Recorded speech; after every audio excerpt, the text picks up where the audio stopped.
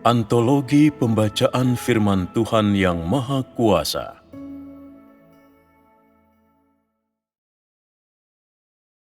Tuhan dan manusia akan masuk ke tempat perhentian bersama-sama.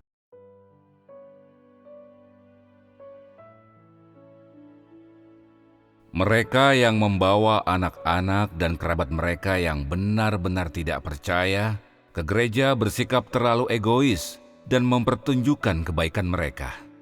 Orang-orang ini hanya menekankan pada kasih, tanpa mengindahkan apakah mereka percaya ataukah itu merupakan kehendak Tuhan.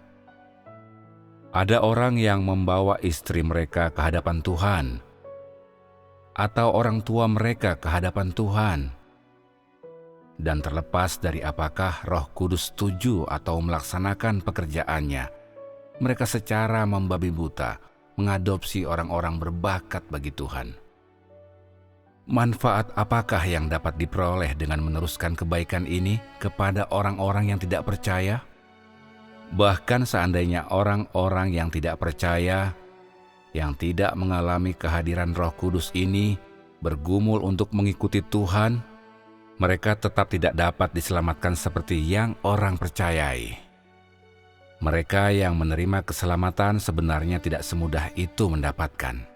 Mereka yang belum mengalami pekerjaan Roh Kudus dan ujian, serta belum disempurnakan oleh Tuhan yang berinkarnasi, tidak dapat disempurnakan sama sekali. Jadi, orang-orang ini tidak mengalami kehadiran Roh Kudus dari sejak mereka secara nama saja mulai mengikuti Tuhan. Menurut kondisi dan keadaan mereka yang sebenarnya, mereka sama sekali tidak dapat disempurnakan. Jadi, Roh Kudus tidak memutuskan untuk mencurahkan terlalu banyak energi bagi mereka, dan Ia juga tidak memberikan pencerahan atau membimbing mereka dengan cara apapun. Ia hanya mengizinkan mereka untuk terus mengikuti dan pada akhirnya mengungkapkan kepada mereka bagaimana kesudahan mereka. Cukup ini saja. Antusiasme dan niat manusia berasal dari iblis dan mereka sama sekali tidak dapat menyelesaikan pekerjaan Roh Kudus. Tidak peduli jenis apa seseorang itu, ia harus memiliki pekerjaan Roh Kudus. Dapatkah seseorang menyempurnakan orang yang lain? Mengapa suami mengasihi istrinya, dan mengapa istri mengasihi suaminya? Mengapa anak-anak berbakti pada orang tuanya, dan mengapa orang tua menyayangi anak-anak mereka? Niat macam apa yang sebenarnya orang-orang miliki? Bukankah demi memuaskan rencana dan keinginan egois mereka sendiri? Apakah benar-benar demi rencana pengelolaan Tuhan? Apakah demi pekerjaan Tuhan? Apakah demi memenuhi tugas makhluk ciptaan? Mereka yang setelah percaya kepada Tuhan dan tidak dapat memperoleh kehadiran Roh Kudus, tidak akan pernah dapat memperoleh pekerjaan Roh Kudus. Telah ditentukan bahwa orang-orang ini akan dihancurkan. Tidak peduli seberapa besar kasih yang seseorang miliki bagi mereka, itu tidak dapat menggantikan pekerjaan Roh Kudus. Antusiasme dan kasih manusia merepresentasikan niat manusia, tetapi tidak dapat merepresentasikan niat Tuhan dan tidak dapat menggantikan pekerjaan Tuhan. Bahkan seandainya seseorang mengulurkan kasih atau rasa iba terbesar yang mampu ia ulurkan kepada orang-orang itu, yang secara nama saja percaya kepada Tuhan dan berpura-pura mengikuti Dia, namun tidak tahu apa artinya percaya kepada Tuhan, mereka tetap tidak akan memperoleh simpati Tuhan ataupun mendapat pekerjaan Roh Kudus. Bahkan jika orang-orang yang tulus mengikuti Tuhan memiliki kualitas yang buruk dan tidak dapat memahami banyak kebenaran, mereka terkadang masih bisa mendapatkan pekerjaan Roh Kudus.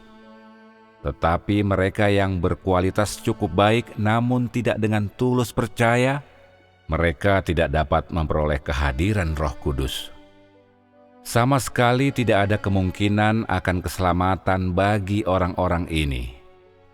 Bahkan jika mereka membaca atau terkadang mendengarkan khotbah atau menyanyikan puji-pujian kepada Tuhan, pada akhirnya mereka tidak akan dapat bertahan sampai waktu perhentian. Apakah seseorang itu mencari dengan tulus? Tidaklah ditentukan oleh bagaimana orang lain menghakimi mereka atau bagaimana orang di sekitar memandang mereka, tetapi ditentukan oleh apakah Roh Kudus bekerja dalam diri mereka, dan apakah mereka memiliki kehadiran Roh Kudus, dan di atas semuanya, ditentukan oleh apakah watak mereka berubah dan apakah mereka memiliki pengetahuan tentang Tuhan setelah mengalami pekerjaan Roh Kudus selama jangka waktu tertentu. Jika Roh Kudus bekerja dalam diri seseorang, watak orang ini akan berangsur-angsur berubah, dan cara pandang mereka mengenai percaya kepada Tuhan pun akan berangsur menjadi lebih murni. Terlepas dari berapa lama orang mengikuti Tuhan, selama mereka telah berubah, ini berarti Roh Kudus bekerja atas mereka. Jika mereka belum berubah, ini berarti Roh Kudus tidak bekerja atas mereka. Bahkan jika orang-orang ini memberikan pelayanan, mereka didorong oleh niat untuk mendapatkan keberuntungan.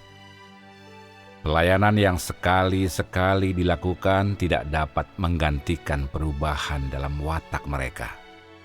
Pada akhirnya mereka tetap akan dihancurkan, karena tidak perlu bagi mereka yang memberikan pelayanan di dalam kerajaan, juga tidak perlu bagi siapapun yang wataknya belum berubah menjadi pelayanan bagi mereka yang telah disempurnakan dan yang setia kepada Tuhan.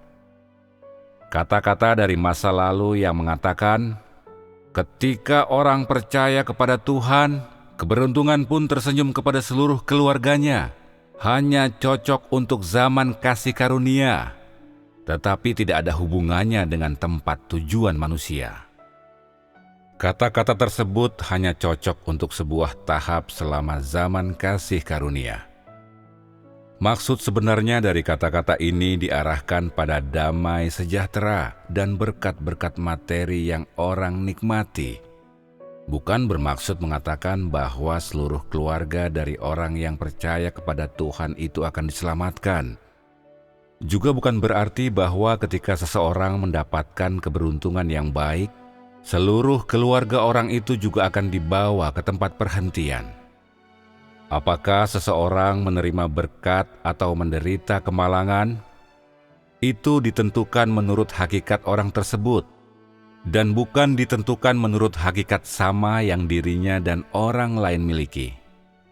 Kerajaan ini sama sekali tidak memiliki pepatah atau peraturan semacam itu. Jika orang pada akhirnya mampu bertahan, itu karena ia telah mencapai persyaratan Tuhan. Dan jika orang pada akhirnya tidak mampu bertahan hingga waktu perhentian, itu karena orang ini tidak taat kepada Tuhan dan belum memuaskan persyaratan Tuhan. Setiap orang memiliki tempat tujuan yang sesuai. Tempat tujuan ini ditentukan menurut hakikat masing-masing orang, dan sepenuhnya tidak terkait dengan orang lain. Perilaku jahat seorang anak tidak dapat ditransferkan kepada orang tuanya, dan kebenaran seorang anak tidak dapat dibagikan kepada orang tuanya. Perilaku jahat orang tua tidak dapat ditransferkan kepada anak-anaknya, dan kebenaran orang tua tidak dapat dibagikan kepada anak-anaknya. Setiap orang menanggung dosanya masing-masing, dan setiap orang menikmati keberuntungannya masing-masing. Tidak seorang pun dapat menggantikan yang lain. Ini adalah kebenaran. Menurut cara pandang manusia, jika orang tua mendapat keberuntungan, anak-anak mereka pun bisa mendapatkannya, dan jika anak-anak melakukan kejahatan, orang tua mereka harus menebus dosa mereka. Ini adalah perspektif manusia dan cara manusia untuk melakukan sesuatu. Ini bukan perspektif Tuhan. Kesudahan setiap orang ditentukan menurut hakikat yang berasal dari perilakunya, dan hal itu selalu ditentukan dengan cara yang tepat. Tidak seorang pun dapat menanggung dosa orang lain, Terlebih dari itu, tidak seorang pun dapat menerima hukuman menggantikan orang lain. Hal ini mutlak. Pemeliharaan yang memanjakan dari orang tua kepada anak-anaknya bukan berarti bahwa mereka dapat melakukan perbuatan benar menggantikan anak-anak mereka. Begitu pula kasih sayang anak kepada orang tuanya bukan berarti mereka dapat melakukan perbuatan benar menggantikan orang tua mereka. Inilah makna sebenarnya di balik firman. Kalau ada 2 orang di ladang, yang satu akan diambil dan yang satu ditinggalkan. 2 wanita yang sedang menggiling di pengirikan, yang satu akan diambil dan yang lain ditinggalkan. Tidak seorang pun dapat membawa anak-anak mereka yang melakukan kejahatan ke tempat perhentian berdasarkan kasih mereka yang dalam terhadap anak-anak mereka. Demikian pula, orang tidak dapat membawa istri atau suami mereka ke tempat perhentian berdasarkan perilaku kebenaran mereka sendiri. Ini adalah peraturan administratif. Tidak ada pengecualian bagi siapapun. Para pelaku kebenaran adalah para pelaku kebenaran, dan para pelaku kejahatan adalah para pelaku kejahatan. Para pelaku kebenaran akan dapat bertahan hidup, dan para pelaku kejahatan akan dihancurkan. Orang yang kudus adalah kudus. Mereka tidak najis. Orang yang najis adalah najis, dan mereka tidak mengandung apapun yang kudus. Semua orang yang jahat akan dihancurkan, dan semua orang yang benar akan bertahan. Bahkan jika anak seorang pelaku kejahatan melakukan perbuatan kebenaran, dan bahkan jika orang tua dari seorang yang benar melakukan perbuatan yang jahat. Tidak ada hubungan antara suami yang percaya dan istri yang tidak percaya. Dan tidak ada hubungan antara anak yang percaya dan orang tua yang tidak percaya. Mereka adalah 2 tipe yang bertentangan. Sebelum masuk ke tempat perhentian, orang memiliki kerabat jasmaniah. Tetapi begitu masuk ke tempat perhentian, orang tidak lagi memiliki kerabat jasmaniah untuk dibicarakan. Mereka yang melakukan tugasnya dan mereka yang tidak melakukan tugasnya adalah musuh. Mereka yang mengasihi Tuhan dan mereka yang membenci Tuhan bertentangan satu dengan lainnya. Mereka yang masuk ke tempat perhentian dan mereka yang telah dihancurkan adalah 2 tipe ciptaan yang bertentangan. Ciptaan yang memenuhi tugas mereka akan mampu bertahan hidup, dan ciptaan yang tidak melakukan tugas mereka akan dihancurkan. Terlebih dari itu, hal ini akan berlangsung hingga kekekalan. Apakah engkau mengasihi suamimu demi memenuhi tugasmu sebagai makhluk ciptaan? Apakah engkau mengasihi istrimu demi memenuhi tugasmu sebagai makhluk ciptaan? Apakah engkau berbakti kepada orang tuamu yang tidak percaya demi memenuhi tugasmu sebagai makhluk ciptaan? Apakah cara pandang manusia tentang percaya kepada Tuhan benar atau salah? Mengapa engkau percaya kepada Tuhan? Apa yang ingin engkau dapatkan? Bagaimana engkau mengasihi Tuhan? Mereka yang tidak dapat memenuhi tugas mereka sebagai makhluk ciptaan dan tidak dapat melakukan upaya mereka sepenuhnya akan dihancurkan. Orang-orang di zaman sekarang memiliki hubungan fisik satu dengan yang lain, juga hubungan darah. Tetapi kelak, semua ini akan hancur. Orang percaya dan orang tidak percaya sama sekali tidak sesuai. Sebaliknya mereka bertentangan satu dengan lainnya. Mereka yang ada di tempat perhentian percaya bahwa Tuhan itu ada dan mereka taat kepadanya. Mereka yang tidak taat kepada Tuhan, semuanya telah dihancurkan. Keluarga-keluarga tidak akan ada lagi di muka bumi. Bagaimana mungkin ada orang tua atau anak-anak atau relasi antara suami dan istri? Ketidaksesuaian antara percaya dan tidak percaya inilah yang memutuskan hubungan jasmaniah tersebut. Pada mulanya, tidak ada keluarga di antara umat manusia. Hanya ada laki-laki dan perempuan, dua jenis manusia. Tidak ada negara, apalagi keluarga, namun karena kerusakan manusia, semua jenis manusia mengelompokkan dirinya ke dalam kelompok kekerabatan, yang kemudian berkembang menjadi negara dan bangsa. Negara dan bangsa ini terdiri dari keluarga-keluarga kecil, dan dengan cara ini semua jenis manusia tersebar di antara berbagai ras, sesuai dengan perbedaan bahasa dan batasan-batasan wilayah yang membaginya.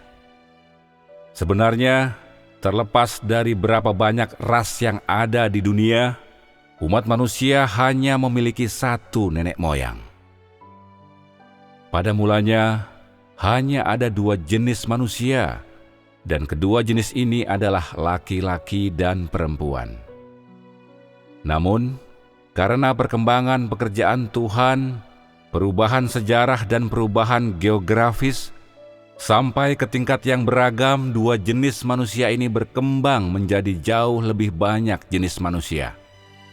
Mengenai hal itu, terlepas dari seberapa banyak ras umat manusia yang ada, semua manusia tetap merupakan ciptaan Tuhan. Apapun rasnya, semua manusia adalah makhluk ciptaannya. Mereka semua keturunan Adam dan Hawa. Meskipun tidak dibuat oleh tangan Tuhan, mereka merupakan keturunan Adam dan Hawa yang Tuhan ciptakan secara pribadi. Termasuk tipe apapun manusia, mereka semua adalah makhluk ciptaannya.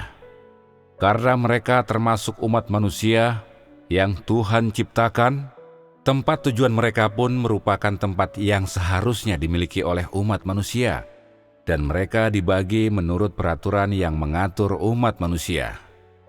Artinya, para pelaku kejahatan dan orang yang benar, bagaimanapun, adalah makhluk ciptaan. Makhluk ciptaan yang melakukan kejahatan pada akhirnya akan dihancurkan, dan makhluk ciptaan yang melakukan kebenaran dengan demikian akan bertahan. Ini adalah pengaturan yang paling sesuai bagi kedua jenis makhluk ciptaan ini.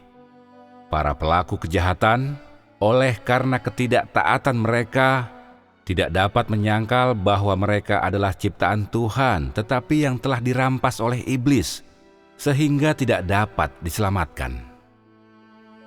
Makhluk ciptaan dengan perilaku benar tidak dapat bergantung pada fakta bahwa mereka akan bertahan, dan menyangkal bahwa mereka telah diciptakan oleh Tuhan, namun telah menerima keselamatan setelah mereka dirusak oleh iblis. Para pelaku kejahatan adalah makhluk ciptaan yang tidak taat kepada Tuhan. Mereka adalah makhluk ciptaan yang tidak dapat diselamatkan dan sudah sepenuhnya dirampas oleh iblis.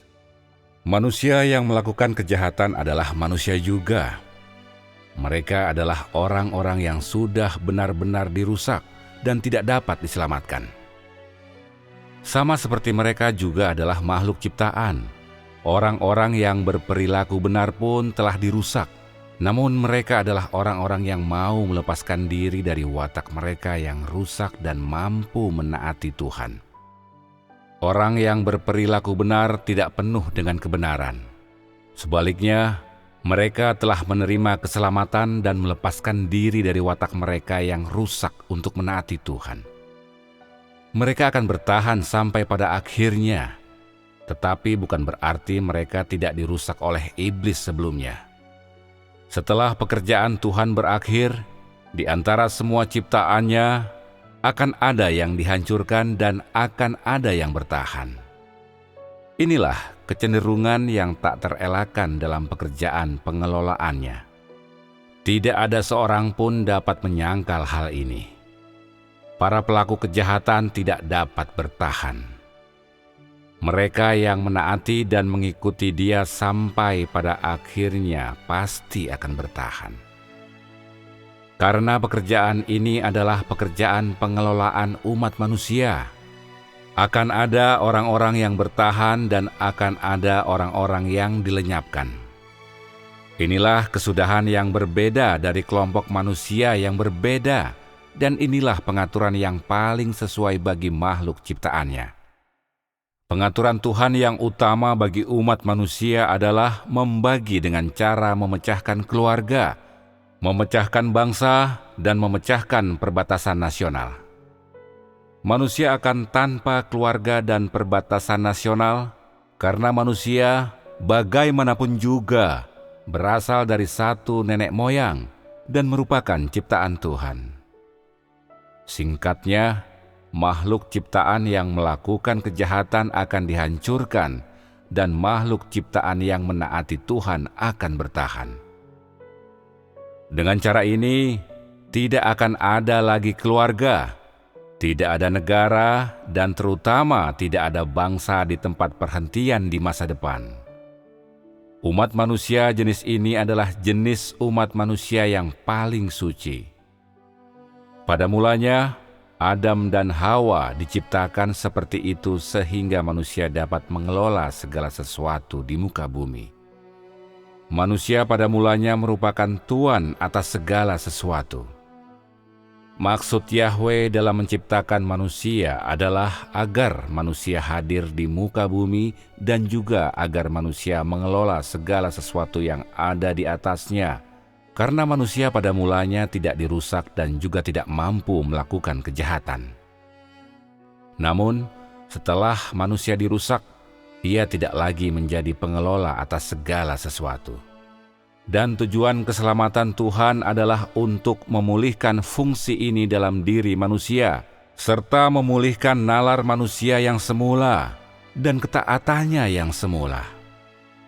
Umat manusia di tempat perhentian akan menjadi potret dari hasil yang ingin dicapai dalam pekerjaan penyelamatannya.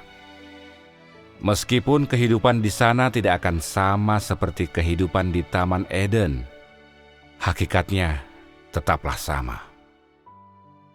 Umat manusia tidak akan lagi sama seperti dirinya sebelum dirusak, tetapi akan menjadi umat manusia yang pernah dirusak namun yang kemudian menerima keselamatan. Orang-orang ini yang telah menerima keselamatan pada akhirnya, yaitu setelah pekerjaannya selesai, akan masuk ke tempat perhentian. Demikian juga, kesudahan mereka yang telah dihukum akan sepenuhnya diungkapkan pada akhirnya, dan mereka hanya akan dihancurkan setelah pekerjaannya selesai. Ini berarti bahwa setelah pekerjaannya selesai, para pelaku kejahatan dan mereka yang telah diselamatkan, semuanya akan diungkapkan. Karena pekerjaan pengungkapan semua tipe manusia, terlepas dari apakah mereka adalah pelaku kejahatan atau orang-orang yang diselamatkan, akan dilakukan atas semua manusia secara bersamaan. Para pelaku kejahatan akan disingkirkan, dan mereka yang dapat bertahan akan diungkapkan secara bersamaan. Jadi, kesudahan semua tipe manusia akan diungkapkan secara bersamaan. Ia tidak akan mengizinkan sekelompok orang yang telah diselamatkan untuk terlebih dahulu masuk ke tempat perhentian sebelum menyingkirkan para pelaku kejahatan dan menghakimi atau menghukum mereka sekaligus. Kebenaran itu sebetulnya tidak demikian. Ketika para pelaku kejahatan dihancurkan dan mereka yang bertahan masuk ke tempat perhentian, pekerjaannya di seluruh alam semesta telah selesai. Tidak akan ada urutan prioritas di antara mereka yang menerima berkat dan mereka yang menderita kemalangan. Mereka yang menerima berkat akan hidup untuk selamanya, dan mereka yang menderita kemalangan akan binasa untuk selamanya. Kedua langkah pekerjaan ini akan diselesaikan secara bersamaan. Justru karena adanya orang-orang yang tidak taat, sehingga kebenaran orang-orang yang taat akan diungkapkan, dan justru karena adanya orang-orang yang telah menerima berkat, sehingga kemalangan yang diderita orang-orang jahat akibat perilaku mereka yang jahat akan diungkapkan. Jika Tuhan tidak mengungkapkan para pelaku kejahatan, mereka yang menaati Tuhan dengan tulus hati tidak akan pernah melihat matahari. Jika Tuhan tidak membawa mereka yang menaatinya ke tempat tujuan yang sesuai, mereka yang tidak taat kepada Tuhan tidak akan dapat menerima balasan mereka yang setimpal. Inilah proses dalam pekerjaannya. Jika ia tidak melakukan pekerjaan menghukum yang jahat dan memberi upah kepada yang baik, makhluk ciptaannya tidak akan pernah dapat masuk ke tempat tujuannya masing-masing. Begitu manusia masuk ke tempat perhentian, para pelaku kejahatan akan dihancurkan, semua umat manusia akan masuk ke jalur yang benar, dan setiap jenis manusia akan bersama dengan jenisnya masing-masing sesuai dengan fungsi yang harus mereka jalankan. Hanya ini yang akan menjadi hari perhentian umat manusia dan kecenderungan yang tak terelakkan bagi perkembangan kemanusiaan, dan hanya ketika umat manusia masuk ke tempat perhentian, pencapaian besar dan utama dari Tuhan mencapai penyelesaiannya. Ini akan menjadi penutup dari pekerjaannya. Pekerjaan ini akan mengakhiri seluruh kehidupan jasmaniah umat manusia yang merosot, dan mengakhiri kehidupan umat manusia yang rusak. Dari sini, umat manusia akan masuk ke alam yang baru. Meskipun manusia menjalani keberadaannya secara jasmaniah, terdapat perbedaan signifikan antara hakikat kehidupannya dengan hakikat kehidupan umat manusia yang rusak. Makna keberadaannya dan makna keberadaan umat manusia yang rusak juga berbeda. Meskipun ini bukan kehidupan dari jenis baru manusia, dapat dikatakan bahwa ini adalah kehidupan umat manusia yang telah menerima keselamatan dan kehidupan dengan kemanusiaan dan akal sehat yang diperoleh kembali. Inilah orang-orang yang pernah tidak taat kepada Tuhan dan yang pernah ditaklukkan oleh Tuhan, kemudian diselamatkan olehnya. Inilah orang-orang yang dahulu mempermalukan Tuhan dan kemudian menjadi saksi bagi Dia. Keberadaan mereka setelah mengalami dan bertahan dalam ujiannya adalah keberadaan yang paling bermakna. Mereka adalah orang-orang yang menjadi saksi bagi Tuhan di hadapan iblis. Mereka adalah orang-orang yang layak untuk hidup. Orang-orang yang akan dihancurkan adalah mereka yang tidak dapat bertahan untuk menjadi saksi bagi Tuhan dan mereka tidak layak untuk hidup. Kehancuran mereka akan disebabkan oleh perilaku mereka yang jahat, dan kehancuran adalah tempat tujuan terbaik mereka. Ketika kelak manusia masuk ke alam yang baik, tidak akan ada lagi relasi antara suami dan istri, antara ayah dan anak perempuan, atau antara ibu dan anak laki-laki seperti yang dibayangkan manusia. Pada waktu itu, manusia akan mengikuti jenisnya sendiri dan keluarga sudah dihancurkan. Setelah gagal sepenuhnya, iblis tidak akan pernah lagi mengganggu umat manusia dan manusia tidak akan lagi memiliki watak iblis yang rusak dalam dirinya. Orang-orang yang tidak taat telah dihancurkan, dan hanya mereka yang taat yang akan bertahan. Dan dengan demikian, sangat sedikit keluarga yang akan bertahan utuh. Bagaimana mungkin relasi jasmaniah bisa tetap ada? Kehidupan jasmaniah manusia di masa lalu akan sepenuhnya dihapus. Bagaimana mungkin relasi jasmaniah bisa tetap ada di antara manusia? Tanpa watak rusak iblis, kehidupan manusia tidak akan seperti kehidupan yang lama di masa lalu, tetapi menjadi sebuah kehidupan yang baru. Orang tua akan kehilangan anak-anak, dan anak-anak akan kehilangan orang tua. Suami akan kehilangan istri, dan istri akan kehilangan suami. Orang-orang pada masa sekarang memiliki relasi jasmaniah seorang dengan yang lain. Ketika mereka semua telah masuk ke tempat perhentian, tidak akan ada lagi relasi jasmaniah. Hanya umat manusia seperti itulah yang memiliki kebenaran dan kekudusan. Hanya umat manusia seperti itulah yang menyembah Tuhan. Tuhan menciptakan manusia dan menempatkan mereka di bumi, serta dibimbingnya mereka hingga saat ini. Lalu Dia menyelamatkan manusia dan menjadi korban penghapus dosa bagi manusia. Pada akhirnya, Dia masih harus menaklukkan manusia, menyelamatkan mereka sepenuhnya, dan memulihkan gambar asli mereka. Inilah pekerjaan yang telah dilakukannya sejak awal hingga akhir, memulihkan manusia kepada citra dan gambar aslinya. Dia akan membangun kerajaannya dan memulihkan gambar asli manusia, yang artinya Dia akan memulihkan otoritasnya di bumi dan di antara segala ciptaan.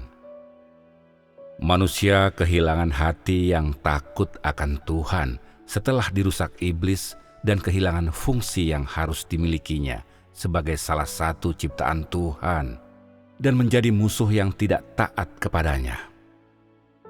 Manusia telah hidup di bawah wilayah kekuasaan iblis dan mengikuti perintahnya. Karenanya, Tuhan tidak mungkin bekerja di tengah ciptaannya, dan terlebih lagi tidak dapat mendapatkan rasa takut dari ciptaannya. Manusia diciptakan oleh Tuhan dan harus menyembahnya, tetapi justru berpaling darinya dan menyembah iblis. Iblis menjadi idola di hati manusia. Oleh sebab itu, Tuhan kehilangan tempatnya di hati manusia, yang berarti Dia kehilangan arti penciptaannya atas manusia, sehingga untuk memulihkan arti penciptaannya itu, Dia harus memulihkan gambar asli manusia dan membebaskan mereka dari watak rusaknya. Untuk merebut kembali manusia dari iblis, Dia harus menyelamatkan manusia dari dosa. Hanya dengan cara inilah, secara bertahap Dia dapat memulihkan gambar dan fungsi asli manusia dan akhirnya memulihkan kerajaannya. Penghancuran akhir atas orang-orang durhaka itu juga akan dilakukan demi memungkinkan manusia menyembah Tuhan dan hidup di bumi dengan lebih baik. Karena Tuhan menciptakan manusia, Dia akan membuat mereka menyembahnya. Karena Dia ingin memulihkan fungsi asli manusia, Dia akan memulihkannya sepenuhnya tanpa pemalsuan. Memulihkan otoritasnya berarti membuat manusia menyembahnya dan menaatinya. Ini berarti Dia akan membuat manusia hidup karena Dia dan membuat musuh-musuhnya binasa karena otoritasnya. Yang artinya Dia akan membuat setiap bagian terakhir dari dirinya bertahan di tengah manusia tanpa penolakan dari mereka. Kerajaan yang ingin dibangunnya adalah kerajaannya sendiri. Manusia yang diinginkannya adalah yang menyembahnya, yang sepenuhnya taat kepadanya dan memiliki kemuliaannya. Jika Dia tidak menyelamatkan manusia yang rusak, arti penciptaannya atas manusia akan sia-sia belaka. Dia tidak akan memiliki otoritas lagi atas manusia, dan kerajaannya tidak akan ada lagi di bumi. Jika Dia tidak menghancurkan musuh-musuh yang tidak taat kepadanya, Dia tidak akan sanggup memperoleh kemuliaannya sepenuhnya ataupun membangun kerajaannya di bumi. Ini semua merupakan lambang selesainya pekerjaannya dan lambang penyelesaian dari pencapaian besarnya. Untuk benar-benar menghancurkan orang-orang di antara manusia yang tidak taat kepadanya, dan membawa mereka yang telah dilengkapi ke tempat perhentian. Saat manusia telah dipulihkan kepada gambar aslinya, saat manusia dapat memenuhi kewajibannya masing-masing, menjaga posisinya dan menaati semua pengaturan Tuhan, Tuhan akan memperoleh sekelompok orang di bumi yang menyembahnya, dan Dia juga akan membangun kerajaan di bumi yang menyembahnya. Dia akan meraih kemenangan abadi di atas bumi, dan mereka yang menentangnya akan binasa selamanya. Ini akan memulihkan maksudnya yang semula dalam menciptakan manusia. Ini akan memulihkan tujuannya dalam menciptakan segala sesuatu. Dan ini akan memulihkan otoritasnya di bumi. otoritasnya di antara segala sesuatu dan otoritasnya di antara musuh-musuhnya. Ini semua merupakan lambang kemenangan telaknya. Selanjutnya, manusia akan masuk ke tempat perhentian dan memasuki kehidupan yang mengikuti jalur yang benar. Tuhan juga akan masuk ke tempat perhentian kekal bersama manusia dan masuk ke dalam kehidupan abadi bersama manusia. Manusia yang kotor dan tidak taat yang hidup di bumi akan lenyap. Begitu pula ratapan di bumi. Segala yang hidup di bumi yang menentang Tuhan tidak akan ada lagi. Hanya Tuhan dan orang-orang yang telah diselamatkannya yang akan tinggal tetap. Hanya ciptaannya yang tinggal tetap.